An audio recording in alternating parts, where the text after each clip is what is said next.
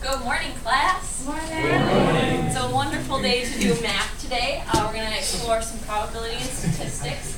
And I just picked out a quote from Albert Einstein, one of the great mathematical minds in history. And it says, "The important thing is not to stop questioning. Curiosity has its own reason for existing. It is enough if one tries merely to comprehend a little of this mystery every day. Never lose holy curiosity." And I chose this quote specifically because this week I came across some very interesting statistics, and it got me a little bit curious about our own class, so I'll share them with you and kind of see what you guys think. The first of which, the date I put on my essays. 98.5% of students put an earlier date on their essays to make themselves not look like procrastinators. Only 1.5% put the actual date. Whoa. Another quote, what I do when I can't hear someone. Of the 10,000 teenagers surveyed in the United States, 21% responded that they repeatedly shout, "What?" when they can't hear someone. The other options were 4% would tell them I can't hear them, 3% would move closer so I can hear, and 72% would laugh and hope it wasn't a question. A third statistic I found that made me a little bit curious. What I do when a teacher says this cannot be done the night before. Only 3% adhere to the warning and start early. 97% of high school students take it as a personal challenge. And finally, how I feel when I wake up in the morning. 82% said like going back to sleep. However, 3% said like P. Diddy. 6% said like a plastic bag. And 9% said like a G6. So, if 98.5% of students put on an earlier date on their essays, 21% of teenagers repeatedly shout "what" when they can't hear someone, 97% of high school students take it as a personal challenge when told this cannot be done the night before, and 9% of Wisconsin residents from the ages of 13 to 18 wake up in the morning feeling like a G6. What might this say about the people in our class? So with that, I'm going to have you guys stay in your small groups, and we are going to brainstorm with the people at your table. I would like you to think about and make a list of all the possible things that these quotes might say about our class. And I've got them printed out for you, the particular ones I wanted you to look at. So, John, if you could help me out and pass these out. Thank you. But basically, what these statistics might mean, they're on a larger scale for a number of individuals in our class, like how many might do a particular thing in relation to that, or how many might do all of the things combined. Something along those lines, and just kind of brainstorm within your group, discuss any ways that you can manipulate this information, and there are no right answers in brainstorming, so anything you can think of at all. And yeah, so you guys can start talking about that, and then once John passes out the statistics, you can kind of come up with a list, and I'll give you a few minutes to do that.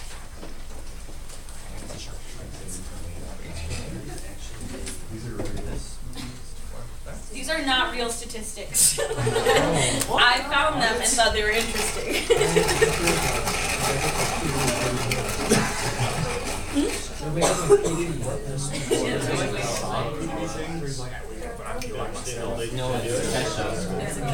Oh, okay.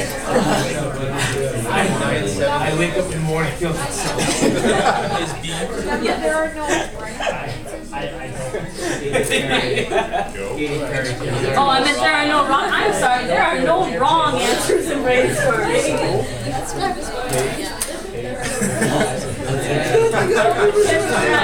I just read that There are no wrong answers. Do you? I know what you meant. So each mean that like 95 times 8, which is 60. Procrastinators and the one left over rounded up is how you procrastinate. I thought we were bringing like I beat somebody. I turned it in like 10 and 12. I was under the impression that you were packing. But you're not. I turned them in yesterday at 11, but I didn't done.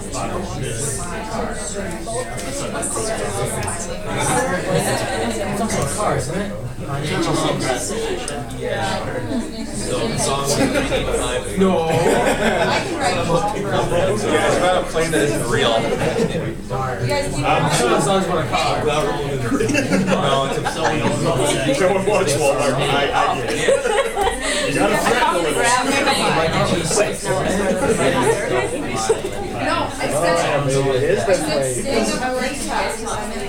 We're arguing about the Jesus. If it's a plane or if it's a car. It's nothing.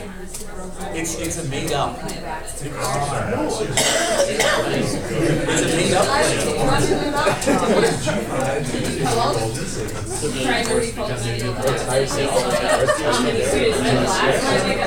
You see the guys that come back by themselves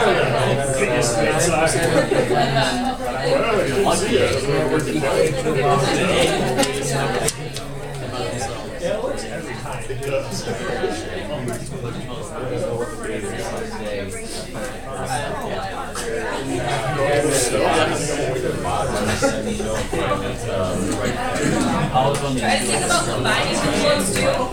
And like how many people might wake up feeling like a G6 and lie about the date on their essays. Like try to combine them too. How many people would hear both?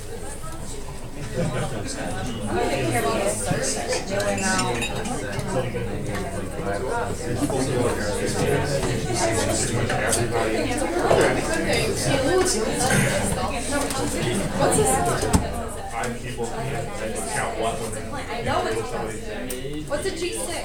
Thank you. It's a plane. It's a car. Alright, can I have your attention again, please? We're gonna move from small groups to discussion due to our time constraints. So I will take some suggestions from things you guys kind of came up with about these quotes, what you might think they say about people in our class. We'll start with here at this front table. What was one you guys came up with? We said that there's probably only like if 98.5% of students lie about the day, that there's only approximately one person who's honest on their essay. So what does that say about our class? We're liars. You're liars. Okay.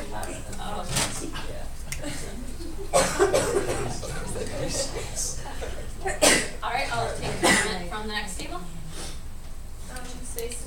There's no one who's a procrastinator, basically. Plus 98.5% lie about the day on their essay so they don't look like procrastinators, and then 97% take it as doing the night before as a personal challenge. So basically everyone's procrastinating. So you took those two statistics and said that combined, that's gotta be like 100%. Okay.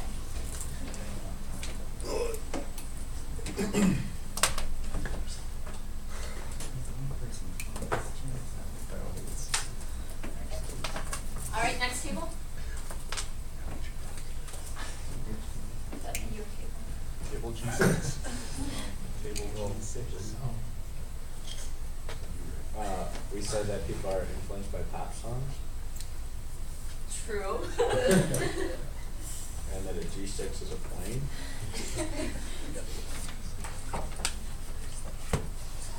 How many students in our class do you think are influenced by pop songs? Just a guess, based on the statistics. Throw a number out there.